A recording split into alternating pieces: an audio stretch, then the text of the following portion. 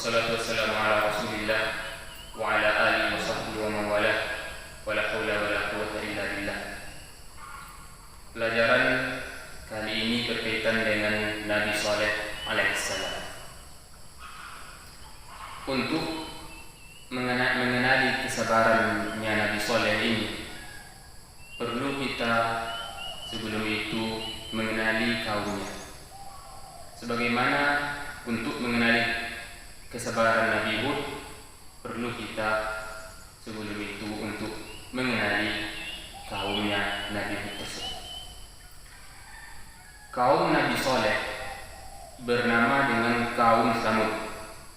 Kaum Samud ini mereka adalah para penguasa di muka bumi setelah kaum Ad. Allah Subhanahu wa taala berfirman, "A'udzubillahi minasyaitonir rajim, wadhkuru idz ja'alakum khulafa'a min ba'di 'ad." Ingatlah wahai kaum Samud ketika Allah Subhanahu wa taala menjadikan kalian para penguasa di muka bumi setelah Ad. Namun terdapat sedikit perbedaan antara kaum Ad ini dan kaum Samud. Kalau kaum Ad itu condongnya kepada militer, mereka menguasai dengan kekuatan militer mereka. Kalau kaum Samud ini beda, mereka menguasainya itu dengan kekuatan politik mereka, bukan dengan jalur militer yang kuat sebagaimana kaum Ad.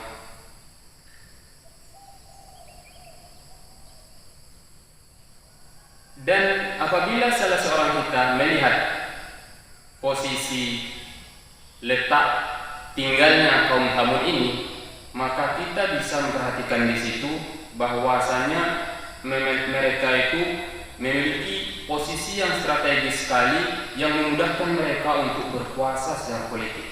Mereka berada di Madain Saleh. Bagian atas mereka itu adalah bagian Syam, bagian bawah adalah bagian Jazirah Arab, kiri adalah Mesir, kanan adalah Irak. Dan mereka berada di tengah, dan ini memudahkan mereka untuk berkuasa secara politik. Apabila mereka ingin menundukkan secara menundukkan musuh-musuh mereka secara militer, maka mudah dengan mengirimkan bala tentara. Apabila mereka ingin menguasai secara ekonomi, maka mudah juga karena mereka berada di jalur ekonomi. Mereka berada di tengah. Posisinya sangat strategis sekali. Sebenarnya apa yang didapatkan oleh sebuah negara atau sebuah suku atau seorang pribadi yang memiliki kekuasaan politik yang kuat? Apa yang mereka dapatkan? Apabila seorang atau suku atau negara memiliki kekuasaan politik yang kuat terhadap suku-suku negara-negara lain, maka itu berarti mereka telah mendapatkan dunia semuanya. Ya, apabila kamu berkuasa secara politik, kamu pemimpin, seorang pemimpin, atau sukumu adalah suku yang memimpin semua suku, maka kamu telah mendapatkan dunia semuanya. Harta bisa kamu dapatkan dengan mudah, wanita juga bisa kamu dapatkan dengan mudah. Itu makanya banyak orang berbondong-bondong untuk mendapatkan posisi kepemimpinan dalam politik.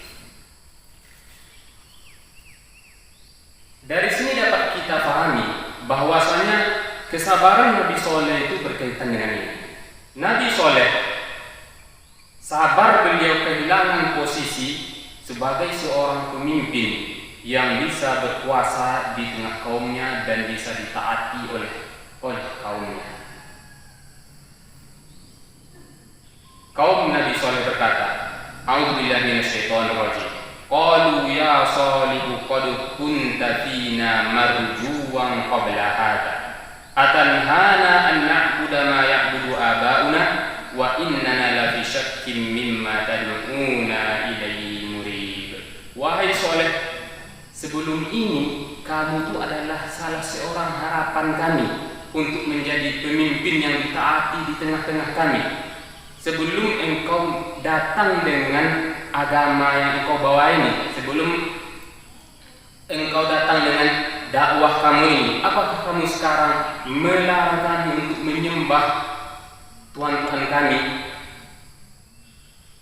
Dari kata-kata marjuwan itu dapat kita pahami bahwasanya yang menjadi tujuan atau cita-cita harapan kaum Samud itu adalah sebuah kepemimpinan, sebuah kekuasaan, sehingga apabila mereka mendapatkan kekuasaan tersebut, mereka itu ditaati, kemudian harta datang kepada mereka dengan mudah dan wanita juga datang kepada mereka dengan mudah. Namun Nabi Saleh alaihissalam sabar.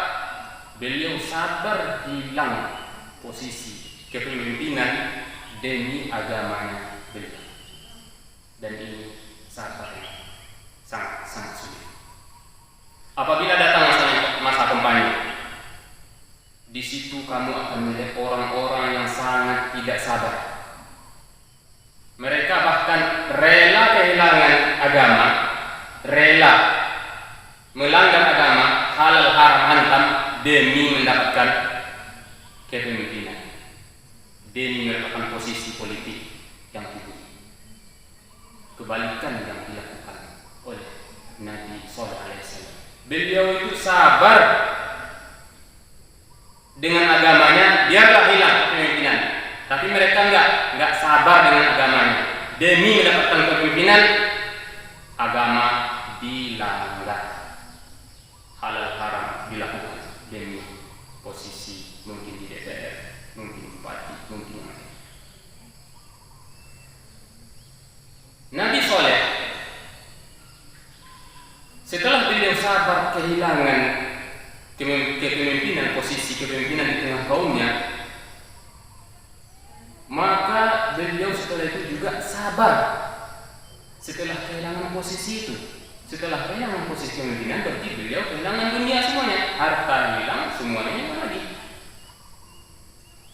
Dan beliau sabar itu. Kaum Nabi Saleh berkata kepada kaumnya, qala ya qaumi ara'aytum in kuntu ala bayyinatin min rabbi wa atani minhu rahmatan faman yansuruni min Allah in asaitu fama tazidunani ghayra takhsir.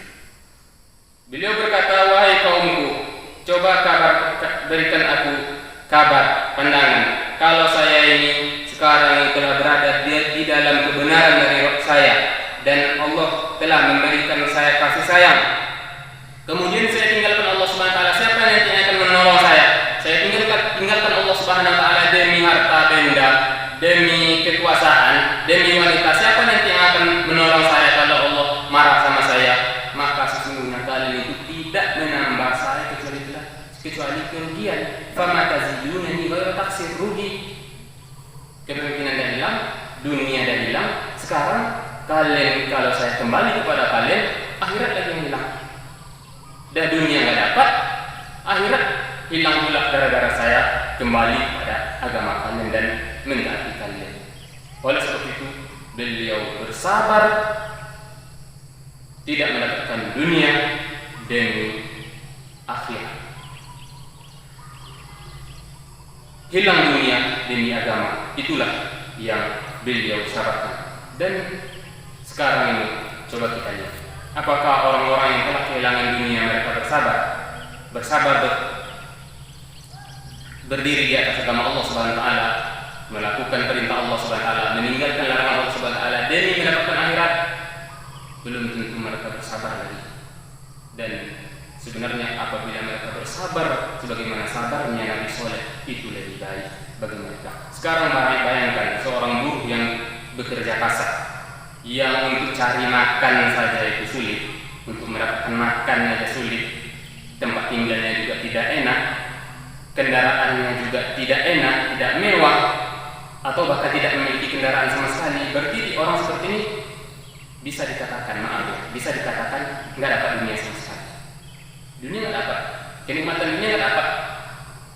Apabila orang yang tidak mendapatkan kenikmatan dunia ini, dia tidak bersabar dalam keadaan seperti itu, maka dia meninggalkan agamanya. Mencuri dia misalnya, nggak sholat dia demi terus bekerja untuk mencari uang yang sedikit tersebut, maka hilanglah akhiratnya nanti. Na'udzubillah min dzalik. Dunia dah nggak dapat, akhirat hilang pula. Maka sangat-sangat penting bersabar. Apabila kamu telah kehilangan dunia, tirulah Nabi Saleh alaihi salam, sabarlah berada di atas agama Allah Subhanahu wa taala, sabarlah mengamalkan agama Allah Subhanahu wa taala ini. Kiranya Allah Subhanahu wa taala sayang kepada kita dan memberikan kita nanti kehidupan yang sangat-sangat bahagia di akhirat, yang melupakan kehidupan dunia, yang menjadikan kita luka terhadap kehidupan dunia. Jangan sampai seperti orang yang diberitakan oleh Allah Subhanahu wa taala di dalam Al-Qur'an, wa minan nasi may ya'budullaha 'ala harf fa in asabahu khairun itma'anna bih wa in asabathu fitnatun inqalaba 'ala wajhihi khasira ad-dunya wal akhirah dzalika huwal khusranul mubin. Di antara manusia ada yang menyembah Allah itu dengan syarat, kalau dia mendapatkan kebaikan, mendapatkan harta, banyak uangnya, rajin dia ke masjid, itma'an nabi, rajin dia ikut dia agama Allah Subhanahu wa taala ini. Tapi wa in asabathu fitnatun inqalaba 'ala wajhi. Tapi kalau dia dapat ujian, enggak dapat harta, enggak dapat kendaraan, enggak dapat rumah, gajinya sedikit, maka dia putar balik nyari dunia aja, enggak mikir akhirat lagi. Allah Subhanahu wa taala menyebutkan khasirat dunia wal akhirah. Rugi dunia, rugi akhirat. Dunia dan dapat, akhirat hilanglah. Dzalika huwa khusranul mubin, itu adalah kerugian yang nyata. Maka jadikanlah Nabi Saleh sebagai suri tauladan kita dalam dunia. Wabillahi taufiq wal hidayah. Wassalamualaikum warahmatullahi wabarakatuh.